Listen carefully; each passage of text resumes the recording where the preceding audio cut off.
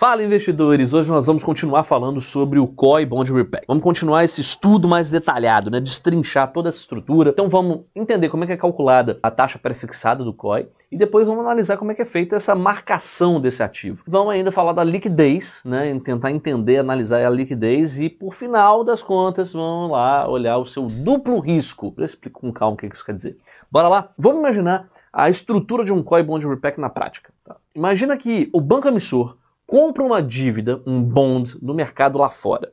Agora, esse banco tem em mãos uma dívida que vai remunerar a variação do dólar, mais um cupom. No caso da Movida, por exemplo, esse cupom é de 7,85%, com vencimento para 2029. Tudo bem? Tudo tranquilo? Bom, o banco emissor, ele simplesmente tem uma dívida atrelada ao dólar, mas ele vai remunerar o investidor aqui no Brasil, em reais, lembra? Para isso, o que ele tem que fazer? Ele vai vender o dólar futuro e assim vai ficar exposto somente ao diferencial de juros entre Brasil e Estados Unidos, mais o cupom da dívida, claro. Como o Brasil é um país emergente, com algumas dificuldades fiscais, né, isso tudo é refletido nesse diferencial de juros entre Brasil e Estados Unidos. Ou seja, os juros do Brasil são consideravelmente superiores do que nos Estados Unidos. Exatamente por conta desses riscos, né? Porque esses riscos são maiores. Então, resumindo a estrutura toda, o banco emissor realiza um processo de adquirir o título, estrutura uma troca de indexadores de dólar para real e oferece para o investidor brasileiro uma rentabilidade superior. Essa rentabilidade superior, ela se dá por conta do diferencial de juros. Beleza? Além disso, tem o cupom do próprio ativo subjacente. Nessa estrutura,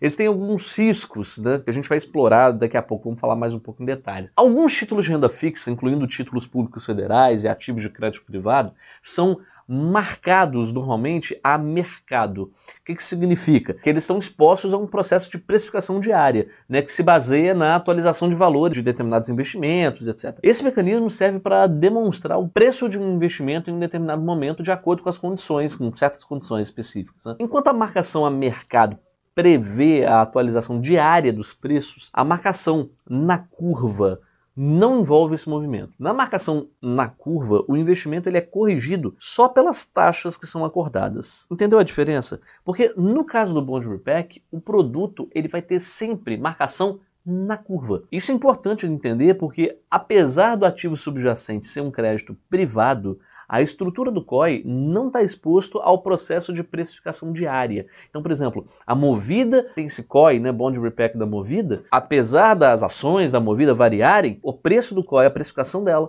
não vai sofrer nenhuma alteração. Muitas vezes o investidor ele pode se assustar, por exemplo, pode querer resgatar o ativo antecipadamente, né, resgatar isso antecipadamente, mas olhar isso com calma. Em termos de liquidez desse investimento, ela é muito restrita. Por quê? Porque o COI ele não te confere, né, como investidor, o direito de resgatar antecipadamente os valores investidos. O investidor vai depender do mercado secundário caso deseje resgatar antecipadamente o investimento, ou seja, vai ter que negociar no mercado secundário. E aí vai um alerta. O spread cobrado em razão do resgate antecipado ultrapassa muitas vezes a casa dos 30%. Já imaginou perder 30% do que você investiu? Se comparar esse percentual com um deságio na saída, né, de um crédito privado normal, padrão, esse spread cobrado ele é, sei lá, infinitamente maior, não tem nem como comparar. Um ativo de crédito privado para sofrer um deságio de mais de 30% é porque muito provavelmente o mercado está precificando um default de dívida, né? Um calote, efetivamente. Se for investir em COI, então, né, com desejo de liquidar antes, fica a lição.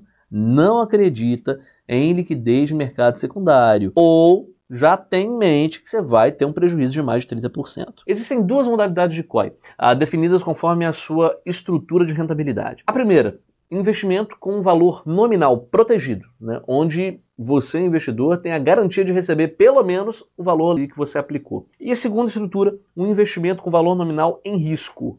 E aí você corre o risco de perder até 100% do capital que você investiu. A modalidade do COI Bond Repack é com o valor nominal em risco, referenciado em risco de crédito do ativo subjacente. É importante lembrar que o COI ele é um instrumento que não conta com a garantia do FGC. Tá? Além da modalidade do valor nominal em risco, o COI Bond Repack possui ainda um risco duplo de crédito. É isso mesmo. Tem um risco tanto do emissor do COI como do emissor do bond. Então, fica atento, porque se surgir um interesse em investir nesse tipo de ativo, num COI Bond Repack, tem que ficar ligado na qualidade de crédito do seu ativo subjacente. Então, essa análise é primordial para julgar o risco, o retorno do seu investimento, se vale efetivamente a pena investir nele. O default, ou falando em bom português, né, o calote, né, por si só, já é um problemão para o investidor, né? Ainda mais quando a alocação não respeita os limites de exposição conforme o seu perfil, os objetivos do investidor. O ponto aqui é o seguinte: quando existe um default, um calote em um ativo de crédito privado, que basicamente ocorre quando o emissor da dívida não consegue honrar, né, com suas obrigações, com seus pagamentos, normalmente existe uma negociação entre os credores e o devedor para entrar em um acordo, né, sobre o pagamento da dívida, quanto efetivamente vai pagar, enfim, em caso de default.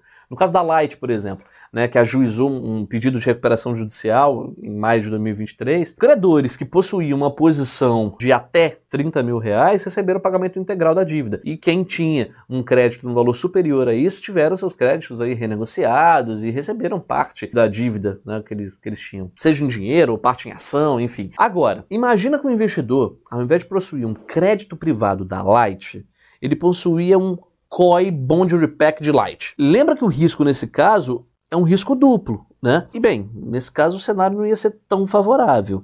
Vou te explicar o porquê. Além do calote da dívida do ativo subjacente, que nesse caso seria o da Light, né, o calote da Light, o banco emissor ainda teria uma exposição alta do dólar. E sem esse ativo subjacente, essa alta traria prejuízo para a operação. Lembra que para estruturar essa operação toda, o banco emissor vai vender o dólar futuro e com o ativo subjacente em mãos, qualquer alta do dólar não ia ter impacto, porque também iria valorizar o ativo. Mas sem o ativo subjacente, a operação fica exposta. E pode ser que isso não seja nada positivo.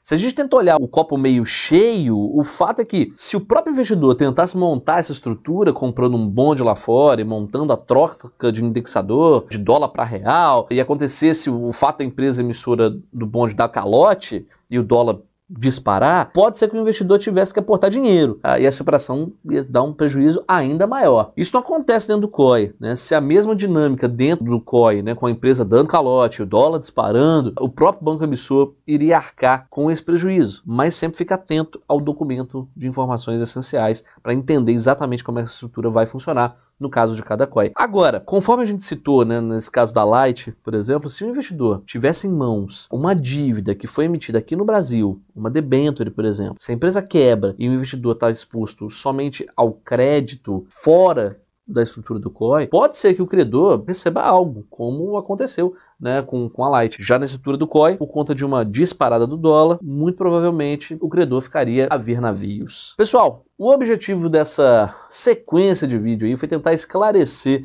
os principais pontos da estrutura do COI Bond Repack. Além disso, se acontece um calote da dívida do ativo subjacente, enquanto aquele está exposto somente ao crédito, pode ser que recebam alguma coisa. Quem está exposto a uma estrutura de COI como essa, pode ser que não receba nada, por conta de uma eventual valorização do dólar, por exemplo, que ia acabar trazendo prejuízo para essa operação. Então, lembre-se, sempre compare as taxas do ativo subjacente com as taxas disponíveis no mercado secundário de crédito privado. Se as taxas estiverem muito próximas, não faz sentido investir no COI ao invés de investir diretamente no ativo. Beleza? Bom, espero que esse vídeo tenha entendido e se você gostou, se você entendeu melhor, fica sempre ligado aqui na gente, que a gente aqui na Duop está sempre trazendo novidades do mercado, exemplos, explicando isso, para deixar isso tudo mais claro para você, tornar essa cortina de fumaça mais clara, para que você tome as melhores decisões nos seus investimentos.